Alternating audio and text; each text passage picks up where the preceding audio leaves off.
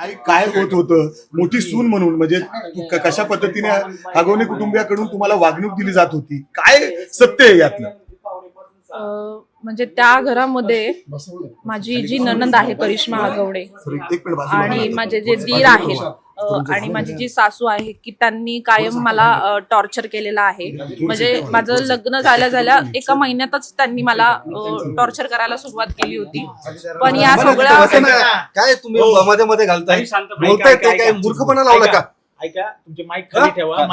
काय सगळे काय प्रसंग काय काय तुम्ही तुम्हाला त्याचे काही भान नाही. बरोबर आहे सर, भान तुम्हालाच. आणि मग लाईव्ह चालू असताना बोलून झालंय, चांगलंय का?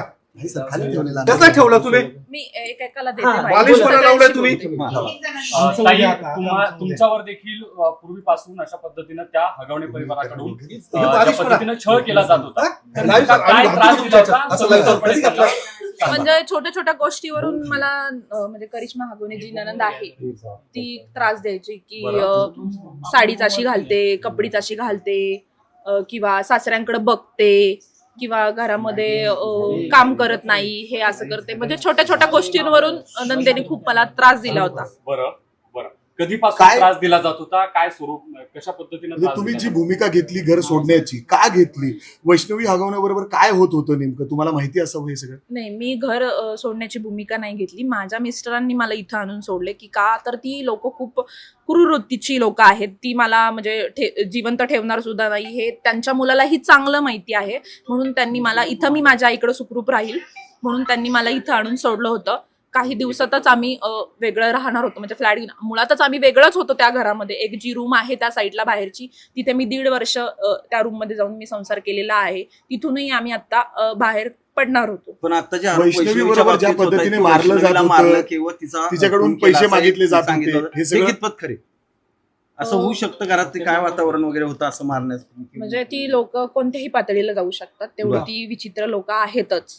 पण हे तिला जे मारहाण चालू आहे किंवा काय, म्हणजे आतल्या गोष्टी आम्हाला बाहेर कळत नव्हत्या. मला म्हणजे जे काही कामगार लोक आहेत त्यांच्या थ्रू कळायचं की तिला मारहाण झाली किंवा हो. मी माझी म्हणजे ती सक्की जाव असून आम्ही कधी एवढ्या वर्षात बोललो सुद्धा नाही, 2 वर्षात. का कोण थांबवत होतं तुम्हाला वैष्णवीशी बोलायला? मला नव्हतं कोण थांबवत, कारण की मी सगळ्यांना प्रत्युत्तर देत होते, म्हणून मला कधीच कुणी थांबवलेलं नाहीये. पण वैष्णवीला कायम जाच झालेला आहे माझ्या नंदेकडून आणि दिराकडून की तिच्याशी बोलायचं नाही, ती चांगली नाहीये म्हणून. असं तिच्या आई वडिलांनी जे सांगितलं, तिच्या संपूर्ण एवढं मारलंय तिला, एवढं मारायची ते म्हणजे मला घरातलं काहीच माहित नाही, कारण की मी तुम्हाला सांगते ज्यानुसार की मी 1.5 वर्ष वेगळे राहिले होते. काम करणारे लोक सांगायचे. हा, ते काम करणारे लोक सांगायचे मला की तिला एवढा त्रास आहे, तेवढा. पण माझे मिस्टर तिच्या पतीला एवढे पण बोलायचे की तू एवढा त्रास देऊ नको. तर तो बोलायचा की तुमच्या नवरा बायकोंबद्दल तुम्ही बघा, माझ्यामध्ये बोलू नकोस किंवा पडू नकोस. किंवा माझ्या मिस्टरांवरती पण शशांक हगवणेंनी आरोप केलं होतं की नाही का खोटे, की तुझं पण काहीतरी आहे म्हणून तू माझ्या बायकोची एवढी बाजू घेतोय वगैरे. आम्हाला दिसायचा त्रास तिचा, सगळं व्हायचं, पण आम्ही बोलू शकलो नाही कधी. मोठं हुंडा मागितला, गाडी मागितली, कोटी रुपये मागितले, त्याचबरोबर त्या गाडीचं तर एक सांगायचं म्हणजे माझी सासू जी आहे त्यावेळेस आम्ही तर एकत्र होतो, त्या पाळण्यावरती झोपाळा जो आहे आमच्या घरातला हॉल मधला, त्यावर तिथे बसून तिच्या मम्मीशी बोलत होता की तेव्हा मी हे ऐकलं होतं की हा फॉर्च्युनर पाहिजे, कसं सगळ्या ब्रँड गाड्या असल्या की कसं चांगलं दिसतं ना, हा शब्द मी ऐकला होता त्यांच्याकडून. बरं, तुम्ही स्वतः ऐकले? हा, मी स्वतः ऐकला होता. बरं, म्हणजे पैसे हे सगळं मागायचे ते?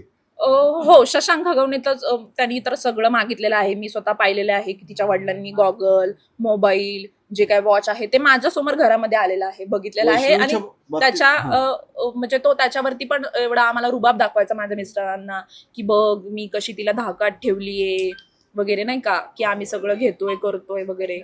असं माझ्या मिस्टरांना पण टॉर्चर करण्यात गेलं की तू कशाला तुझ्या बायकोचं एवढं ऐकतोय, तू म्हणजे बायलाचे हांडगाचे वगैरे, अशा प्रकारे त्याला त्रास देण्यात आला. मुळात घरचे पण त्रास द्यायचे आणि त्याचे जे कॉमन मित्र आहेत त्यांना पण शशांक सांगायचा की याला असं बोला, त्याला तसं बोला. मग ते त्यात पण त्रासाला माझे मिस्टर कंटाळले. एक सीसीटीव्ही समोर आलंय ज्याच्यामध्ये तुम्ही मोबाईल, म्हणजे तुमचा मोबाईल हिसकलेला आहे, तुमचे कपडे फाटलेत, तुम्ही रस्त्याने पळताय. काय नेमकं घडलं होतं तुमच्यासोबत त्यावेळेस? म्हणजे माझ्या मिस्टरांचं तिथं वॉशिंग सेंटर होतं आणि ते म्हणजे जे आमदारकी चालू होती त्या प्रचारामध्ये ते गेले होते माझे मिस्टर. आणि घरी मी इकडे भाऊबीज करून मी माझ्या घरी गेले होते उशिरा. तर त्यांचं काहीतरी फोनवरती बाचाबाची चालू होती. माझी सासू आणि सासरे माझ्या नवऱ्याला खूप घाणघाण प्रकारच्या शिव्या देत होते. तर त्यानुसार मला कळलं की हे माझ्या मिस्टरांशी बोलत आहे. त्यामुळे मी बाहेर जाऊन थांबले. मी ऐकत होते की ते काय बोलतात आणि इव्हन माझ्याकडे ते रेकॉर्डिंग सुद्धा फोनमध्ये चालू ठेवलं होतं मी. तर त्याच्यानंतर तो फोन कट झाला. ते म्हणत होते तू इथं ये, तुला दाखवतो आम्ही. मग ते चौघजण त्याला मारण्याच्या याच्यातच उभे होते नाही का. पण मला वाटलं नव्हतं की ते कदाचित माझ्या अंगावर येतील. पण ते तिकडून माझ्या सासूबाई अशा म्हटल्या की घराचं वाटोळं केलंय हिने.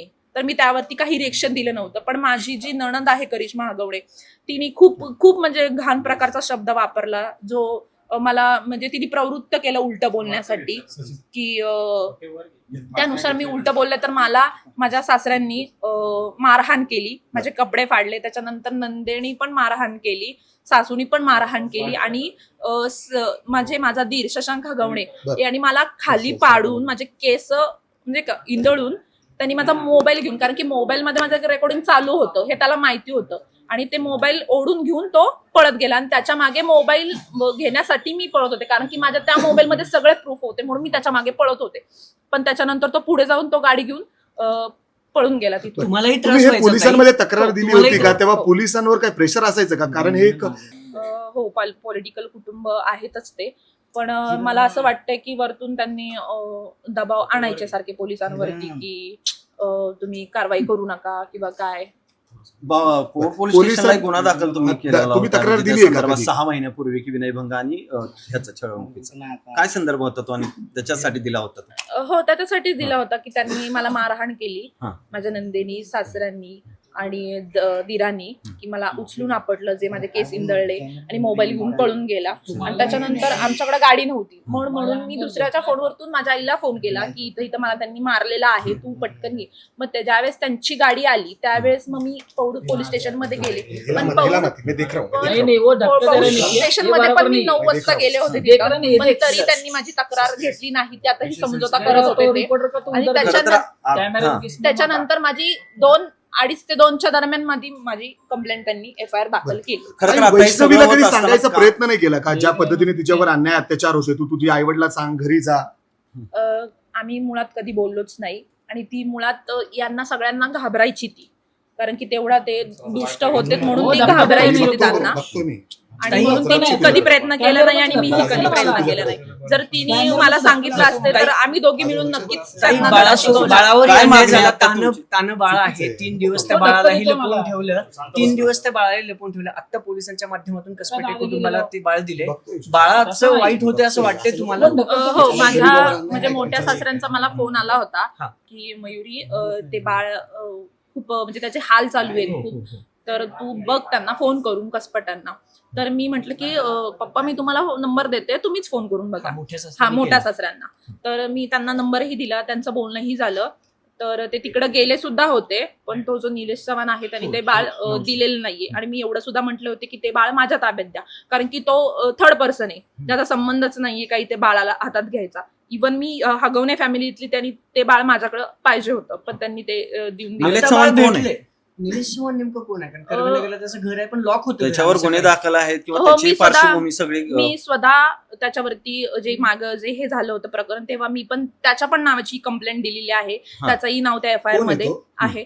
म्हणजे मला तरी ऐकण्यातून आलेलं आहे की तो म्हणजे करिश्मा हगवणे हिचा मित्र आहे तो. आणि माझ्या दर भांडणामध्ये तो असायचा, निलेश चव्हाण. दर भांडणामध्ये तो असायचाच. आणि तो सगळ्या मीटिंग घेऊन तो म्हणजे सांगणार की हे चुकीचं आहे, हे बरोबर आहे. तो कायम मला आणि माझ्या मिस्टरांना चुकीचा ठरवत आला की करिश्मा बरोबर आहे, तुम्ही चुकीचे वागताय, असं करताय.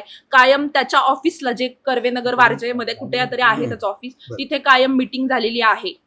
वैष्णवी जेव्हा प्रेग्नेंट होती तेव्हा देखील अशा पद्धतीचे तिच्यावर अन्याय अत्याचार होत होते, घरी जाऊ दिलं जात नव्हतं, बाहेर जाऊ दिलं जात नव्हतं, मारलं जात होतं. हो, मला कळलं होतं की तिचा मोबाईल वगैरे काढून घेतलेला आहे. आणि जे काय तिला उन्हामध्ये म्हणतात आहे उभं केलं होतं, तर ते हो मी म्हणजे ऐकलं होतं. मला कामगार लोकांनी सांगितलं होतं की तिला घराबाहेर काढलेलं आहे, आमचं बाळ आम्हाला दे आणि तू इथून चालती हो, असं काहीतरी ते बोलले होते. शशांक पोलिसांनी यामध्ये सगळ्यात का नेमकं दिरंगाई केली असं वाटतंय का? सगळ्या म्हणजे वागणूक दिली जात कारवाई तुमची होती असेल किंवा सुनांना या वैष्णवीची घरामध्ये? असेल? मूळ कारण जे आहे ती माझी नणंद आहे, तिला आमचे कधी लाड केलेले किंवा काही असेल तिला ते पाहवत नव्हतं की तू यांच्यासोबत क्रूर व्हा. इव्हन आम्हाला साडी घेतली तरी म्हणायची ही साडी का घेतली, तिला मला पण साडी तशीच पाहिजे. म्हणजे सगळ्या गोष्टींमध्ये तिचा वरचढ. आणि घरामध्ये आमच्या म्हणजे माझे सासू सासरे बाजूला राहिले पण सगळं तिच्याच गोष्टीनुसार होत होतं. म्हणजे ती म्हणली उठायचं की उठायचं, ती म्हटली बस की बसायचं, हे सगळं तिच्याच म्हणण्याने चालू होतं. ताई, या निमित्तानं तुम्ही जेव्हा अंत्यविधी मग काय झालं का नेमकं बोलणं त्याच्याशी? झालं, काय तुम्ही नाही. सांगितलं का, त्यांनी काही सांगितलं का तुम्हाला? नाही, मी त्यांना अंत्यविधीला मी गेले होते. मला कळालं होतं की तिची या टायमिंगला आहे, तर मी गेले होते. तर मी तिच्या घरी पण गेले होते. तिच्या मम्मीला पण मी बोलले होते की माझी मदत काय लागली तर तुम्ही मला नक्की सांगा एक मुलगी म्हणून. तिचे वडील सुद्धा माझ्याशी बोलले होते की तू माझ्या पाठीशी उभं राहायचं आहे. मी त्यांना म्हटलं होतं की मी कायम तुमच्या पाठीशी उभं राहील एक मुलगी म्हणून तुमची. वैष्णवीचा स्वभाव कसा होता तिच्याबद्दल? तिचा स्वभाव खूप म्हणजे सॉफ्ट जो होता आणि शांत जे म्हणता येईल त्या प्रकारे ती होती.